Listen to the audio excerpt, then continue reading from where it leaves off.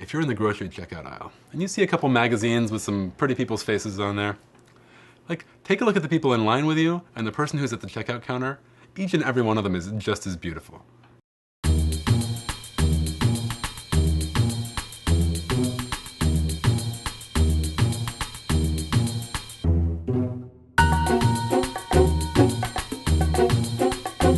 My name is Tiziou. I'm a photographer. I've been living here in Philly for the last 13 years or so.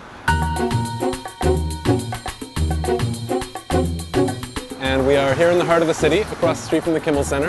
And what's going to happen here is that in the spring, in April, as part of the Philadelphia International Festival of the Arts, we are going to be projecting images and video from How Philly Moves right up here on this wall.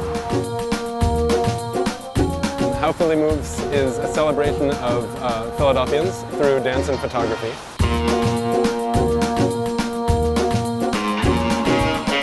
Most of the time when you see another human being larger than life on the side of a wall, it's advertising something. It's probably someone who's just paid to be there, and that's not what they actually really do. People just like all these beautiful people you see around us are going to be up there on that wall, sharing the way that they love to move, celebrating our common humanity through different styles of dance.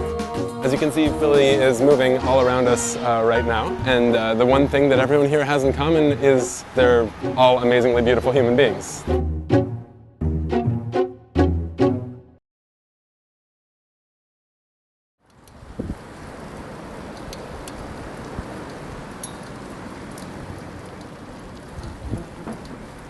It's easy in some aspects of our culture to feel diminished. You know, there's this culture of celebrity and there's a culture of competition. Instead of sitting in the house and just watching these heroes on TV, like, we walk outside and we meet the ones that live next door.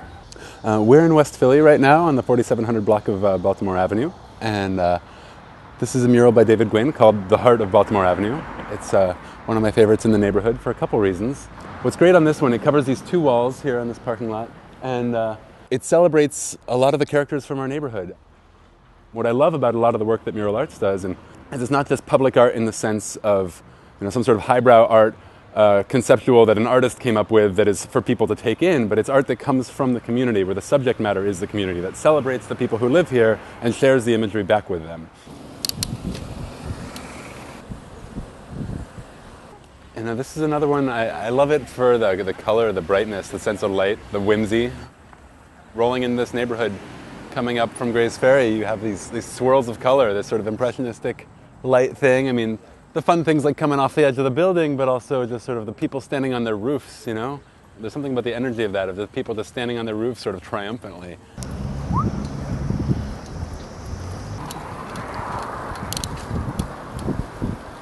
So now we're at 47th and King Sessing. This is a mural by Phil Adams. Don't be so headstrong, look at life gently, keep trying. The food my grandmother, I loved her, she was a beautiful woman.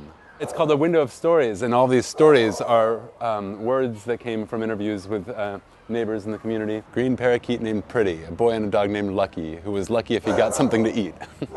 You know, not every mural is about literally showing people, but it's about telling their stories. And here, so we're using stories from the community, and I think that's equally important.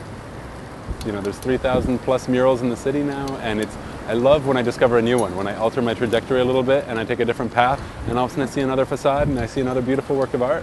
We need to have that kind of celebration around the city, and that kind of color and life brought into our spaces everywhere.